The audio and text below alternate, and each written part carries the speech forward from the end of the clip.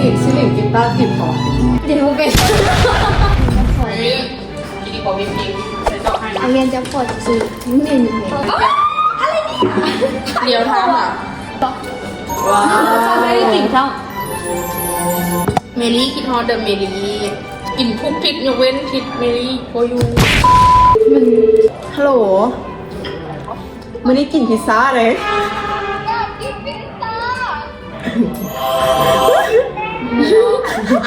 อาปากอาปากอาปากอาปาก อีกหลายคนอีกเนาะน้ำตาไหล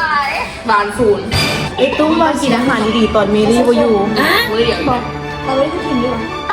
มาไหมโยงมาทำไม ยกกล้องดี คือสิคอมพานี คุณนะ